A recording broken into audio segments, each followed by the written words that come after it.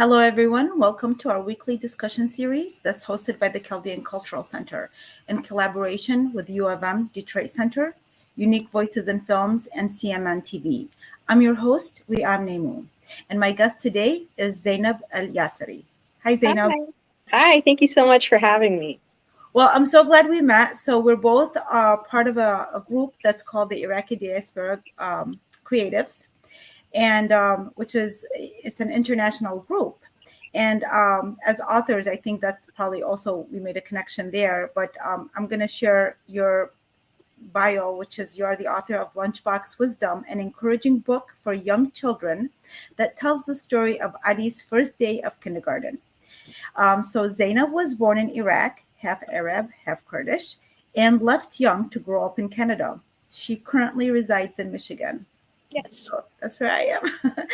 um, Zainab, there's so much to talk about, including, this month we are focusing on minority groups of various, well, as Chaldeans, we're also minority groups, and Assyrians are also minority groups, but there are other groups that are not spoken or shared about as often.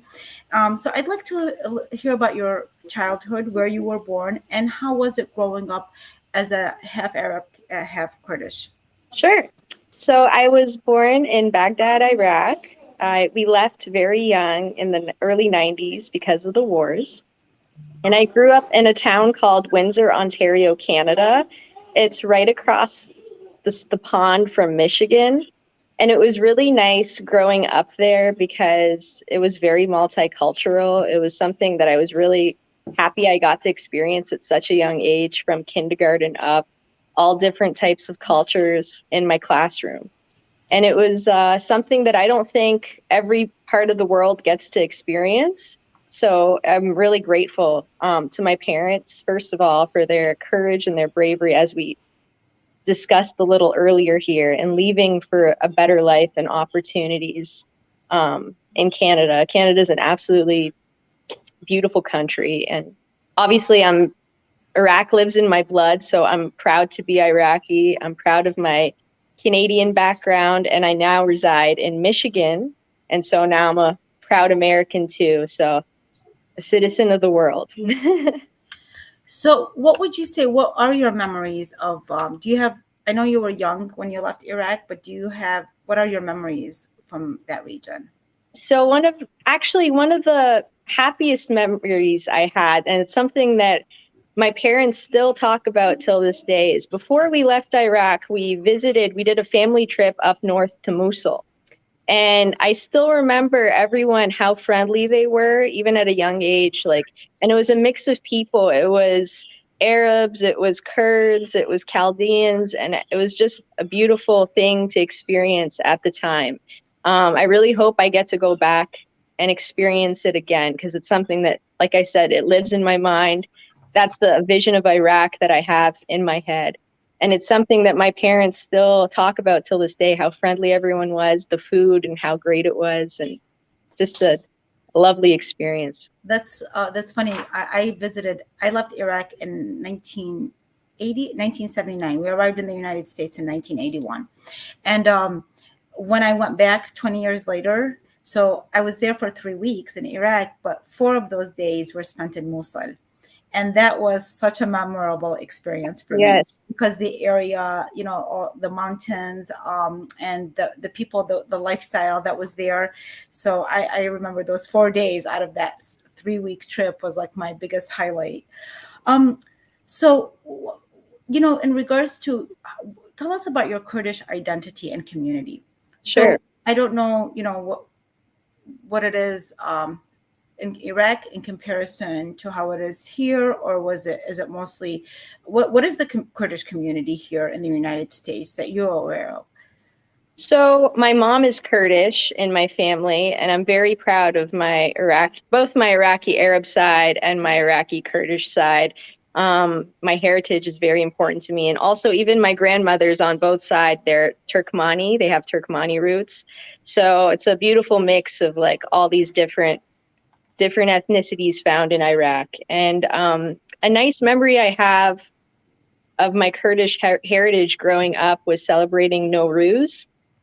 So for those that don't know, Nowruz is the celebration of new life. It's the first day of spring. And my mom got me a beautiful red dress, and it had beading on it. So every time I would dance, the beads would click together, and you know how it's very fancy, the Kurdish dress. So I just remember really enjoying that, like that whole experience growing up, dressing up, listening to Kurdish music. I love Iraqi chovi, but the Kurdish debka, it's more lively. Personally, I like it more. And it's just the Kurdish people that I've met and have experienced both within my family and in the United States, in actually Michigan. And I know they have a really big community in, I want to say it's someplace in Texas, but the ones that I've met all around have all been very lively, and they love life and they love having a good time. So it's within their blood, I guess, the fiery blood. So what would you say are the biggest misconceptions about the Kurds? Yeah, so I would say the biggest thing is, you know, you hear about all the different, their history throughout the years, but the biggest thing is they love life, that whatever situation that they're thrown in, they have a good time. They throw a party out of any situation, and they bring out the dish of dolma in the park, and very vibrant. Very vibrant. And you know, like, can you share with us some of their contributions, that whether, you know, it's in Iraq or whether here, what are the major contributions that you would say? The biggest contribution that comes to my mind recently is the brave fight against ISIS. I don't know, like a lot of people don't know, maybe they do, but there was a lot of brave, beautiful, young female fighters, Kurdish female fighters, that went head to head against criminals and thugs to defend themselves as well as to defend other minority groups. So I just find it's awe-inspiring, their bravery, and it's their selflessness, and it's something that as a half Kurd I'm very proud of, and I feel like everyone, like Iraqis and the whole world, should, you know, hold these girls up to a reverence, because what they did and their sacrifice is just phenomenal. Yes, I remember that they were in the news quite a bit during that time, and also I don't know how many people realize, but a lot of the other minorities, especially like the Chaldeans and the Assyrians, they fled to Kurdistan. Yes. They fled to Kurdistan during this region, and many of them still live there today. Those that have not gone to other parts of the world continue to just make Kurdistan their home. So they found safe haven in that area. That's wonderful. That's how it should be. We should all look out for each other. We should all help each other, build each other up. We have more similarities than differences. And that's the Iraq that I have in my mind, a united and harmonious front, hopefully. Yes, hopefully that will be the case from now and into the future. So you wrote a book called Lunchbox Wisdom. First of all, tell us what the book is about, and then tell us your journey of what initiated, what was sparked in your mind for you to pursue this story. So my son, Ali, he is the biggest inspiration, and he gave me the idea of Lunchbox Wisdom. We were just getting ready to start him into daycare, and I noticed that there was some hesitant feelings on his side. So the same advice that I tried to give or pass on to him in person, I solidified it in a book. And I just thought it's a beautiful message of encouragement, of trying something new, whether it's daycare or the first day of school or a new club. And that's him now, if you could hear him in the background.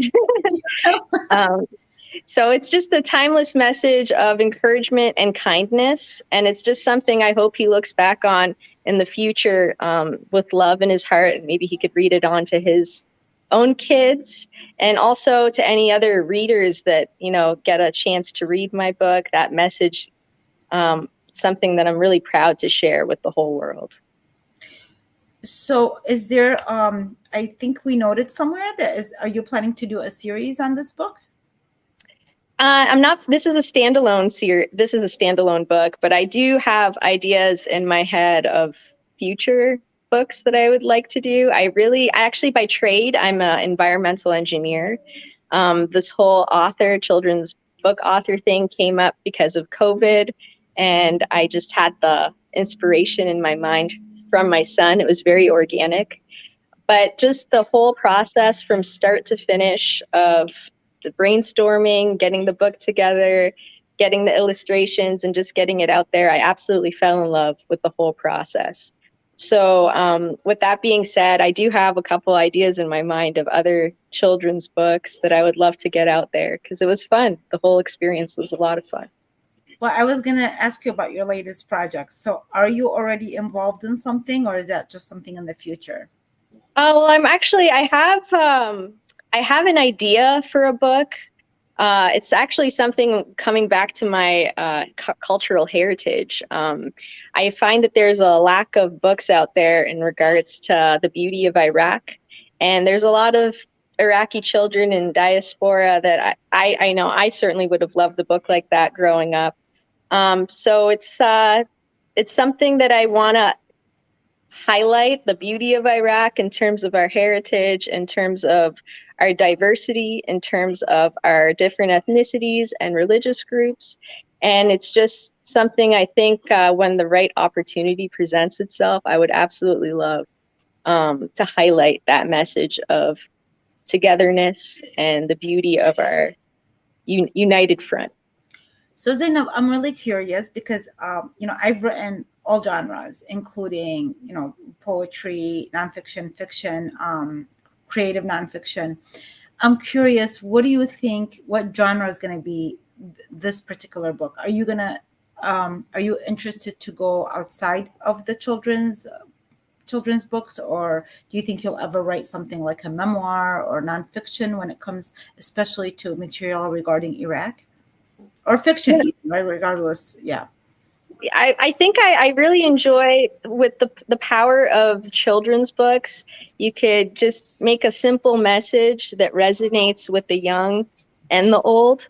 And it's just something that I think there's something very special about children's books. So I think for me personally, while I'm a reader, I love reading, I love fiction, nonfiction, I read it all. But for whatever reason, in terms of creation, maybe because of my son. I was just going to say, also because, as a mom, I'm sure your time frame, yes, other books can get a little bit more complicated and time consuming. And if you have that special message that you want, and, I remember I hadn't been really introduced into writing poetry. I had read it, but this was a very long time ago. There was a University of New Orleans was offering a program in Prague, workshops and classes in Prague. And I took a class in poetry. So this is where I wrote my first poems. And I realized, this is like a smaller version of telling a story. I was so used to doing the bigger books. What happened is when this came most useful is when I had a baby. When I had my daughter, because I had no time, to barely do anything, let alone write a book, right? Yes. Yeah. But, I had time to write a poem. And it was so effective for my spirit as well as for just my writing, my creative side. And then I saw them that were, they were published and things, but I realized wow, what it saved my soul as a writer, because I was able to continue to write, but in small format, but I was able to get the same thing across. It was an Iraqi American poem, just like I write Iraqi American books and things like that. Yes. And what do you think is you said that you want to show the beautiful side. And I also feel that the area is lacking, there's no question about that, right? Yeah. And I've had my eye on this for decades, and I see that there's a lack in that area.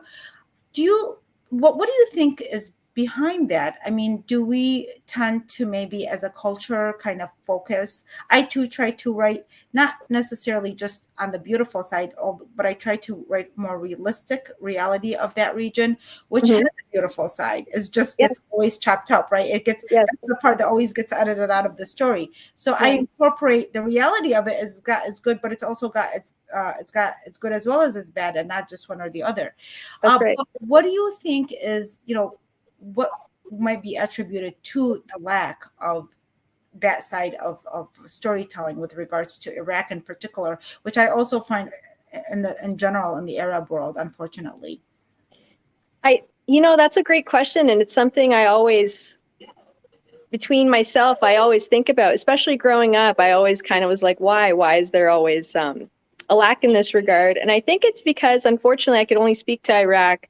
Um, we've had like 30 plus years of unfortunate heartache and war. And unfortunately, that changes. I think it changes a community. But now, hopefully, things will be on the up and up. And we have creatives. As we could see with the Iraqi diaspora group, there's so much Iraqi talent out there in terms of artists, writers, actors, just musicians. And it's just something that, it would be beautiful if we highlight more of those positive things, because as you said, it's not just negative heartache that exists. Unfortunately, it exists everywhere, maybe into different scopes, but at the same time, Iraqis are known like for our history of art, for our poets. It's within our blood and it's within our timeline and history. So it's something I would love to, for myself, get back in touch with and maybe inspire other Iraqi artists in diaspora and within Iraq itself to hold the reins of art and make something beautiful and share it with the world.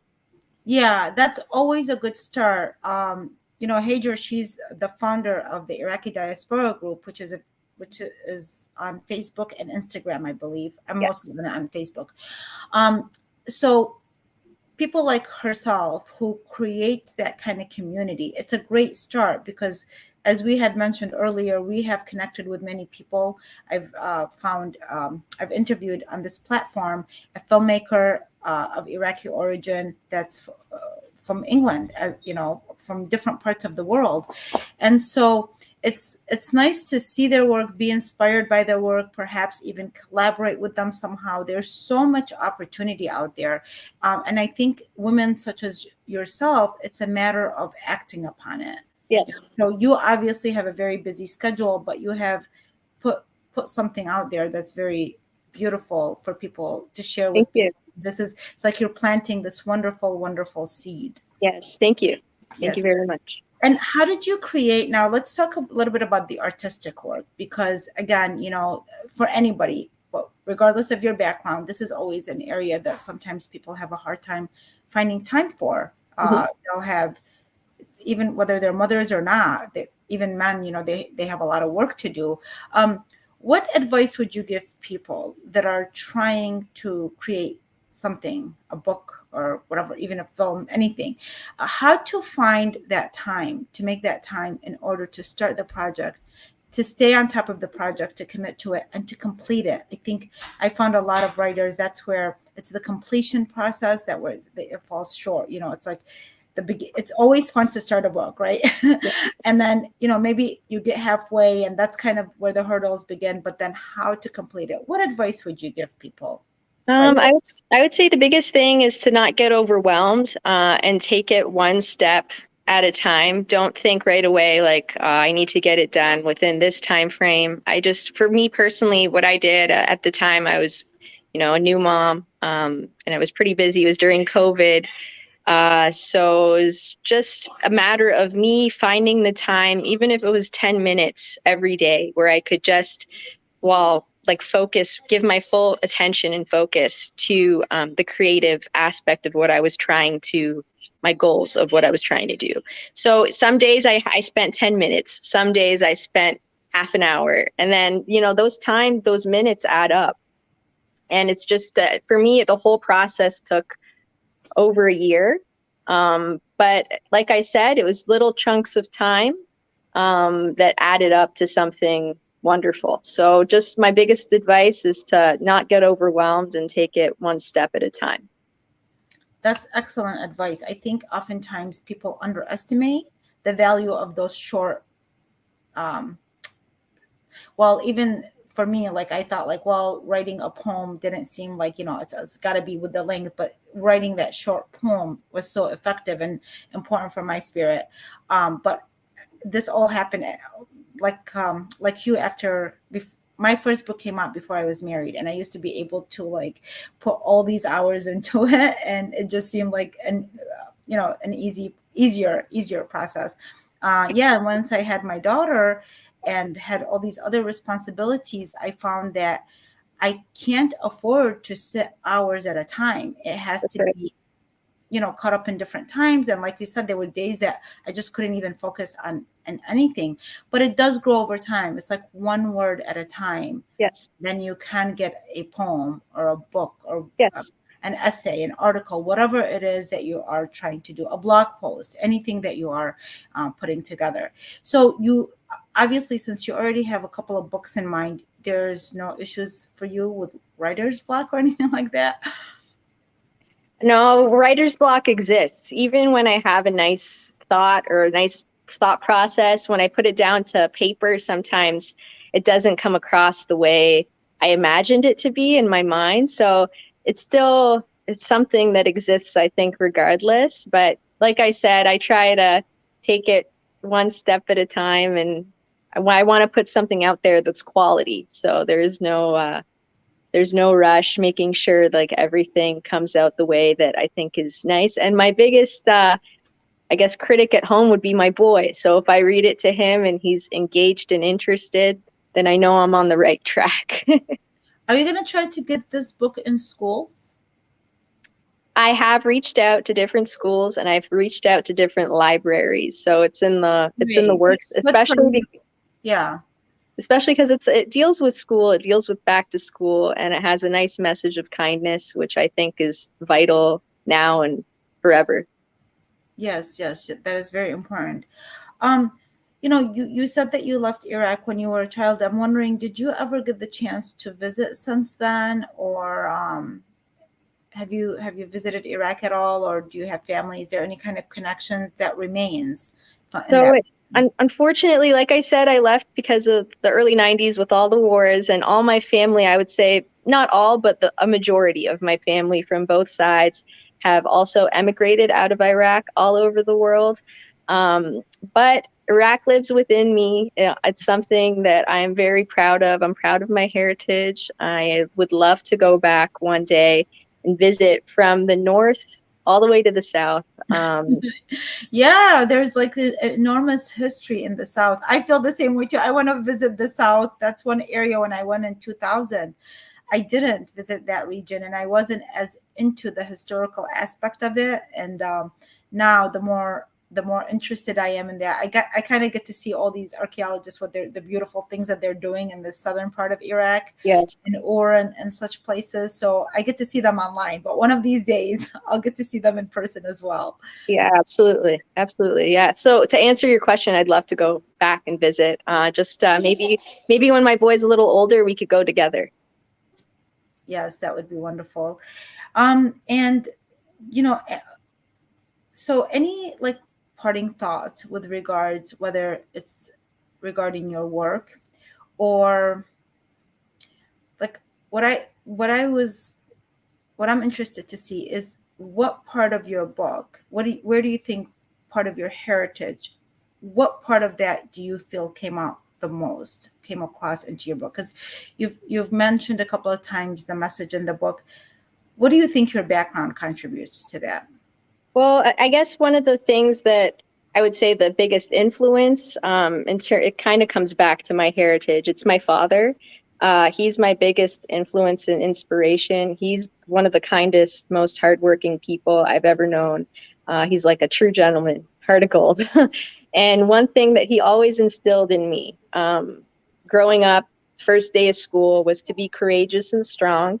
and to be kind. No matter how much we give to people, it comes back to us tenfold. So I'm really lucky that I grew up with such a mindset, and it's something that I'm really happy to share that message with the world. It's something that, you know, was instilled from my father in me, and it's something that my grandfather instilled in my father, and something my great grandfather instilled in my grandfather and father. So, and they're all Iraqi men. So I guess it comes back in terms of the moral of what we learned growing up.